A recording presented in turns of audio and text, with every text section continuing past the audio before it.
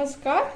आज आपण करायला बघायचं आहेत आजपासून आपण करायला बघायचे आहेत वेगवेगळ्या प्रकारचे कटलेट। आता या कटलेट मध्ये भाज्यांचे कटलेट असतात, त्याबरोबर आपल्याला कोणत्या कोणत्या प्रकार वेगवेगळ्या पद्धतीने कटलेट करता येतील हे आपण आता बघूया। त्यासाठी आज करायचं आहे आपल्याला कॉर्न आणि बीटरूटचे कटलेट।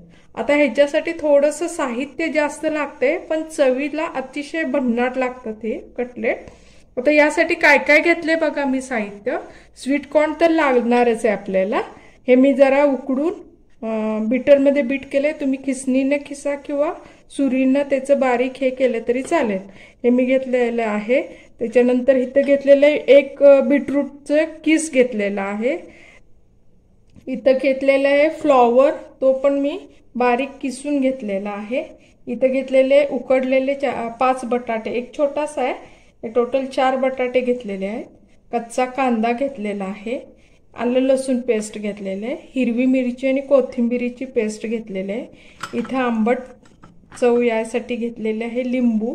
इथे घेतलेले आहे उकडलेली आपल्याला थोडीशी हरभऱ्याची डाळ घेतली, ही ऑप्शनल आहे, तुमच्याकडे असली तर घ्या, पण चव छान येते याने, म्हणून मी इथं उकडलेली हरभऱ्याची डाळ घेतलेली।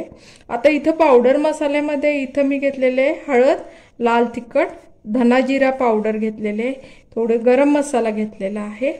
त्याच्यानंतर घेतलेला आहे इथं मी घेतलेले आहे ब्रेड क्रम्स घेतले, चवीनुसार मीठ घ्या।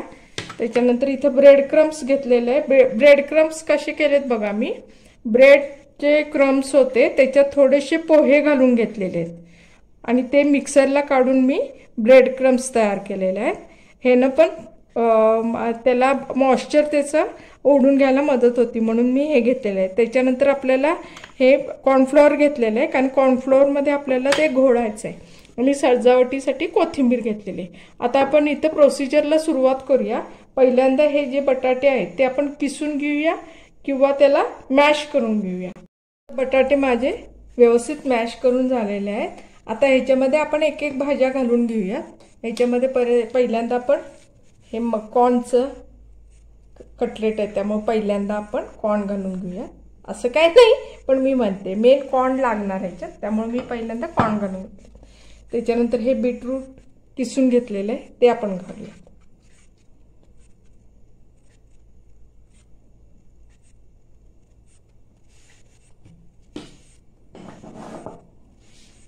आता ह्याच्यामध्ये ही जी उकडलेली डाळ आहे ती आपण घालून घेऊया।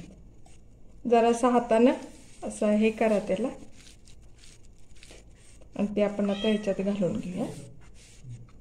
झालं। आता ह्याच्यानंतर ह्याला सगळं व्यवस्थित मिक्स करूयात आपण, बीटरूट, कॉर्न आणि बटाटे। मीठ लगेच घालू नका, पाणी फार सुटतं, मीठ सगळे शेवटी घालायचे।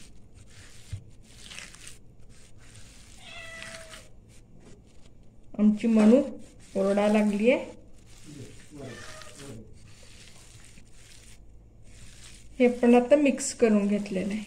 आता आपलं मिक्स करून झालेलं आहे कॉर्न, बटाटा, बीटरूट। आता ह्याच्यामध्ये आपण घालूया हा फ्लॉवर जो मी बारीक करून ठेवलेला होता तो घालूयात ह्याच्यामध्ये।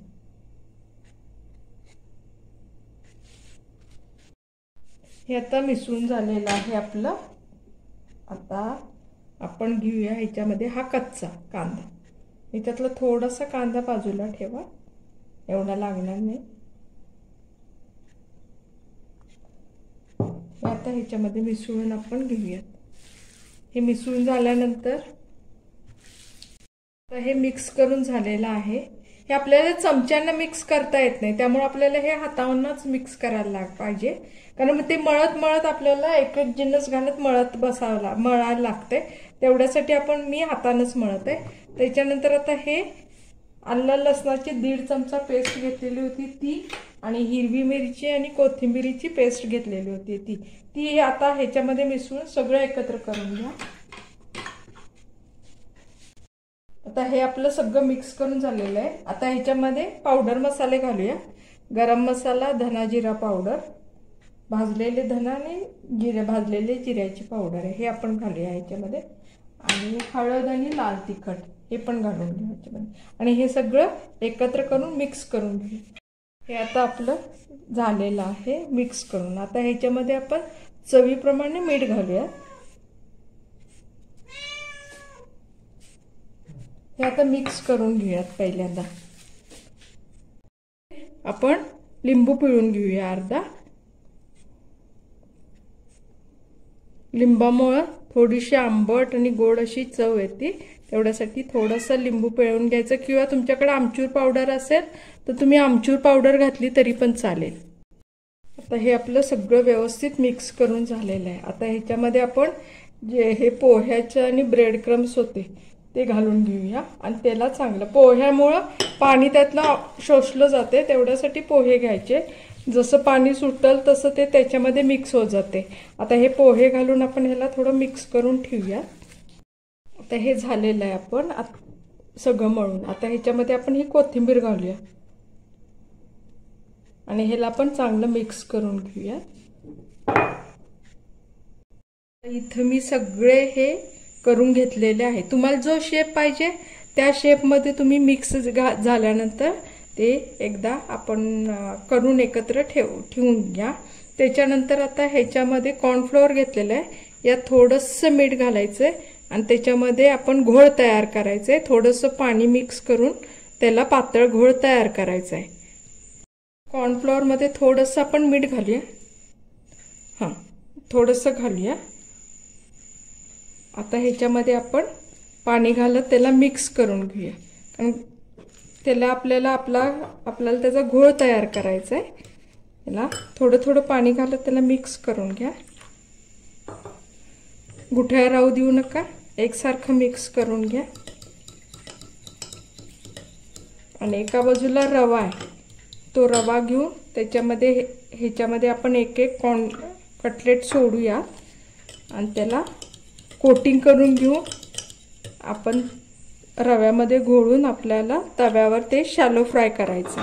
आता हा मी घोळ तयार करून घेतला आहे, तर ह्याच्यामध्ये आपण एक एक कटलेट घालूयात।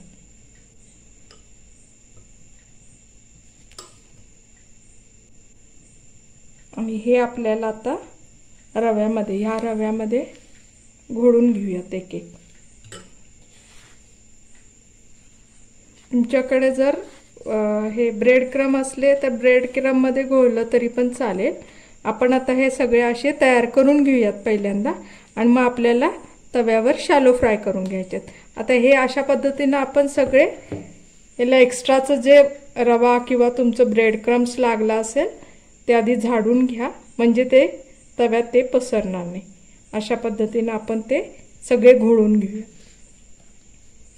हे या कॉर्नफ्लोअरच्या स्लरीमध्ये घोळवूया आणि हे आपल्याला घोळवून झाल्यानंतर ह्या रव्यामध्ये टाकून त्याला कोटिंग करून घेऊया।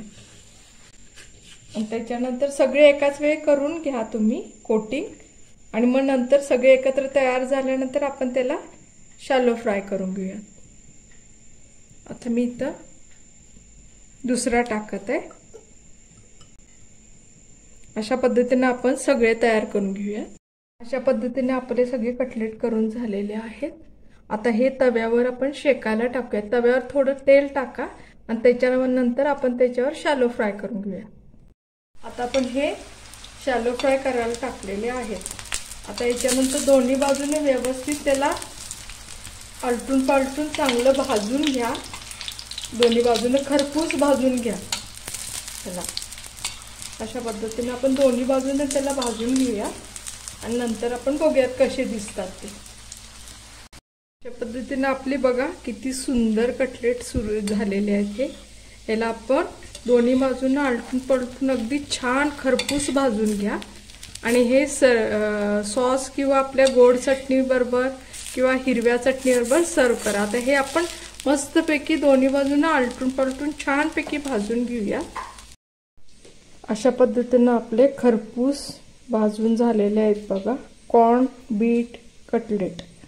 कसे वाटतात ते बघा आणि एकदा नक्की करून बघा, चवीला पण खूप छान लागतात। ह्याच्यात तुम्ही कमी जास्त प्रमाण तुमच्या ह्याने करू शकता, पण ह्या पद्धतीने जर तुम्ही केले तर मला खात्री आहे तुम्हाला 100% हे कटलेट आवडणार। एकदा करून बघा, चव घ्या आणि मला कमेंटमध्ये नक्की कळवा आणि चॅनलला लाईक करा, शेअर करा आणि सबस्क्राइब करा।